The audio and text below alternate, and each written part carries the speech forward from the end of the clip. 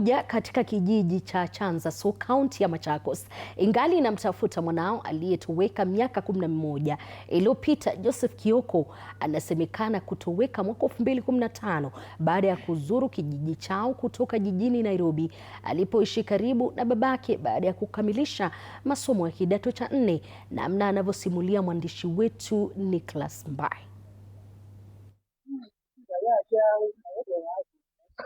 Picha hii ndio kumbukumbu ya pekee iliyosalia ya Joseph Kioko aliyetoweka miaka 11 iliyopita na kuacha wingu la huzuni kijijini kwao. Tangu 2015 kutoka hiyo wakati mpaka wakati huu hatujawahi muona. Kwa mjibu wa babake John, mzee Jimmy Mutua, mwanawe alisafiri kutoka mjini Nairobi walikoishi pamoja kuelekea nyumbani Chanzasu na akurejea tena. Nilikuwa ninakaa na yeye Nairobi, tunaishi mzuri, na tangu 2015 alikuja hapa nyumbani, hakurudi tena Nairobi.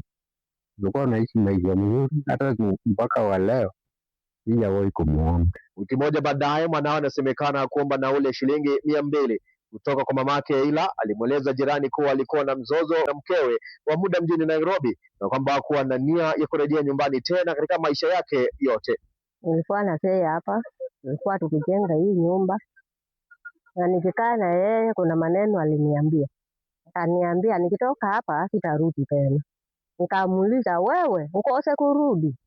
Ukose kupikia mamako? Sitampikia na sitarudi. Kwa nini? Hapana, sitaki. Kuna mtu ananisumbua. Nikamuuliza, nani?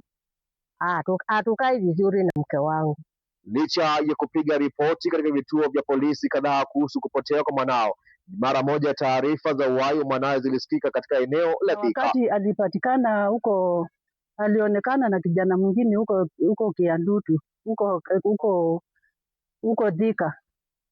Tukaenda tukamtafuta huko, tukaripoti kwa police station ya Thika, hakuonekana. Miaka yapata 11 sasa bila kumuona au kusikia sauti kutoka kwa mwanao, ila kusalia na tumaini ya siku njema, siku ya kurejea kwa mwanao. Hata boma yangu haikai kama mimi nilizaa watoto, ninakaa kama tasa. Niko na mzee tu, tunakaa tu tunadiliana hapa. Familia hii sasa ikitoa wito kwa Wakenya, iwapo wana taarifa kuhusu walipo mwanao, kupiga ripoti katika kituo cha polisi.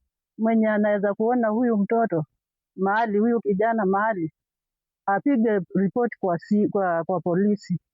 Polisi ile iko karibu, ndio tupate kumuona. Nicholas Mbai, runinga ya TV47, kaunti ya Machakos.